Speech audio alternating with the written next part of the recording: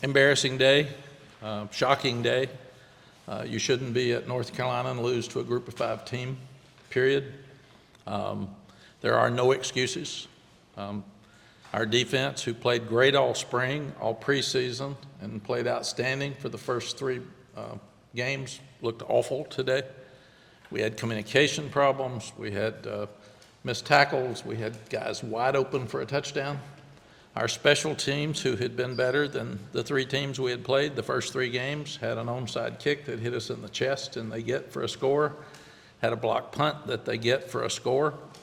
Jobe, I thought, played really, really well. He even had an interception for a touchdown right before the half, and Connor came in for 1 play and fumbled the ball, and that ended up being a touchdown. So it can only come back to one person, and that's me.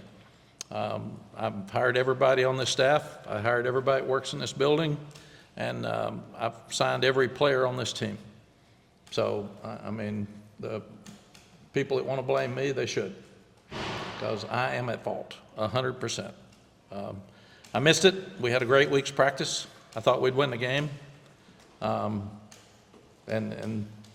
we had a bust on the first play of the game with a quarterback that runs 50 yards, that somebody didn't take the quarterback. Then we have a fumble on the first drive. I mean, it was just a day that started wrong. I really thought we'd turn it around at halftime, still win the game.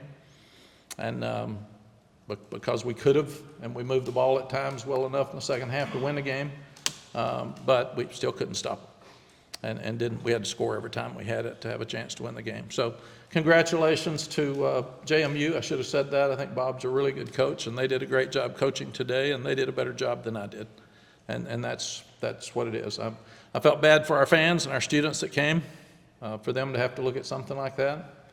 And again, there's only one place to put it, and that is on me, 100%. I got big shoulders, and I'm embarrassed for our whole program that we would put a product like that on the field. I feel really bad about that. So, questions? What happened defensively in your mind? I know JMU had an extra week to prepare. Did they change a lot of stuff, or just? Yeah, Chip, you can't change 70 points worth of stuff. We just didn't communicate. I don't know why. I have no idea what happened. And I sat there and watched it, and I listened to it, and we had guys in the wrong place. I thought after the first drive, they got frustrated and started trying to do too much, and then they didn't quit listening and busted assignments. So I was very frustrated. Frustrated at halftime. I thought we'd come out and stop them like we have been the second half. We did a lot better the second half, but we didn't do near well enough to win the game. One of the things you spoke about a lot this offseason, certainly in August, was the standard, having a different standard playing to you guys, and noting some of the losses that you've had in the past. This wasn't you guys doing that. Does that increase the level of disappointment you have? Yes. You guys lost in this manner and did not hold the standard? Yes. It's easy to say it. Show me. Put it on film. That's what we say about everything, and we did. We talked about it. We didn't do it. And again, that goes back to me. Kids want to have a standard. Coaches have a standard. University has a standard, and none of us lived up to that standard today, which is very disappointing. Sorry. Was there a moment in the first half where things started to spiral? Was there a moment where you could sense stuff was really starting to snowball? Yeah, we talked all week about getting a quick start. In the first play of the game, they run 50 yards on a quarterback option that nobody takes a quarterback when the guy's supposed to take him. That wasn't the best way to start when you said we can't start like we did last week. So, and then the onside kick, we were screaming onside kick. And it hit us right in the chest and bounced. Block punt, they had overloaded to the right side. So we worked on it, had seen it. Bounces right up and runs it in for a touchdown. So there were a lot of spiraling moments in this one. Mack, to that point, with the onside, with the block punt, with the 70 points you gave up on defense, when you say people who want to blame you, that's fine, put it on you. I mean, isn't this also, though, a failure across the board in terms of coaching? Failure across the board's me. I hired them all. So if they didn't do their job, it's my responsibility because I'm the one that got them here.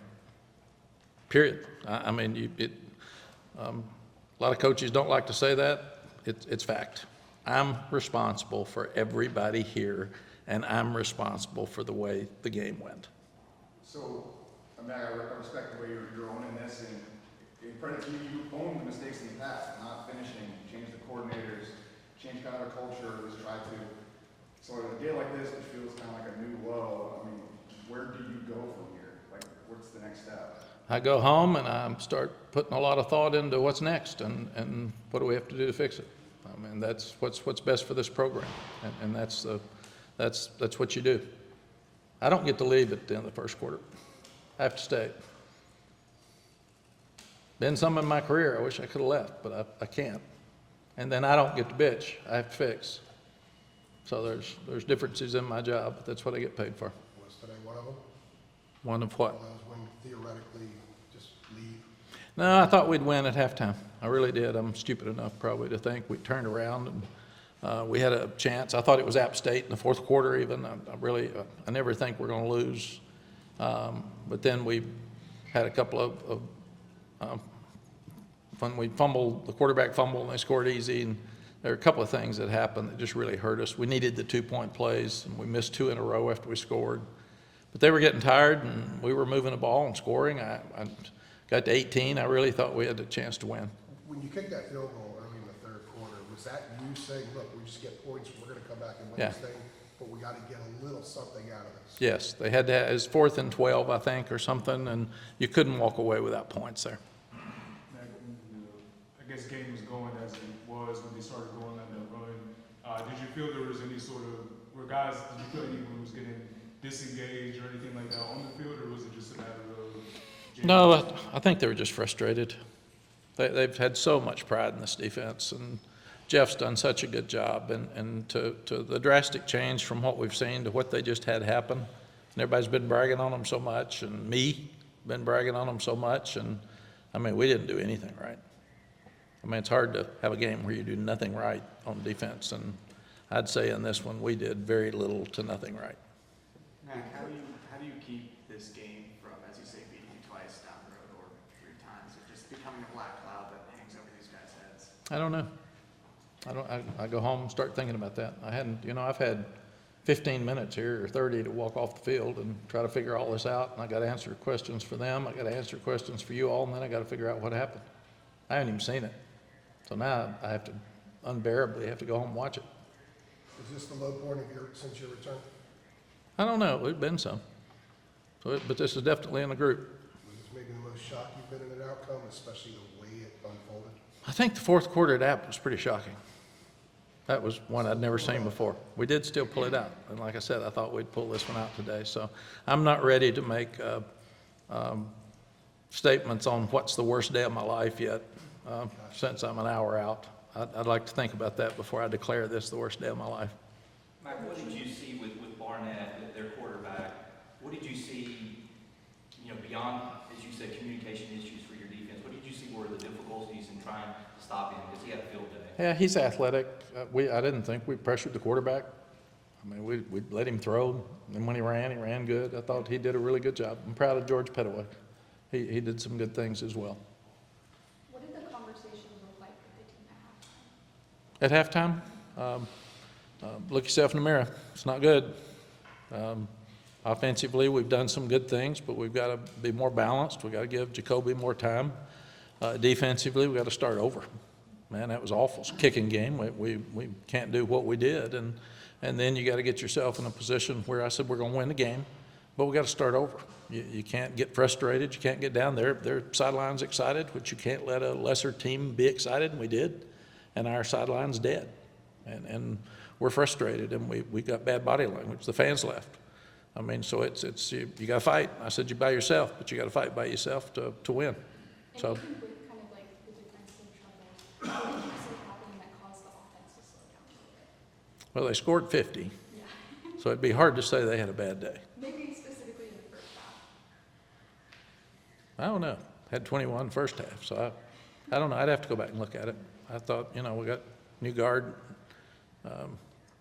Coach still in the press box. He's not on the sideline. We got a lot of excuses, but none of them matter. And to go off that, I know, like you said, you hadn't got a chance to look at it, but it seemed the turnovers kind of started to pile up over time. I think it was 5, toward the end of the game. Was there anything that you marked that up to specifically that JMU was doing, or maybe that the offense maybe wasn't? I think what I haven't talked about enough is Bob Chesney. I thought he coached his team better than I did. He's an upcoming young coach that did a tremendous job. They have an outstanding program. They're very committed to football there. They always have been. They beat Virginia last year. So we knew they were going to be good coming in, but I thought he and his staff did a great job. I'm very impressed with him. Rich, when you think about just this game and the context of the past 10 years of UNC football, do you think that there's a cultural or systemic issue on defense? I don't know. I don't know that you can talk about 10 years in one day.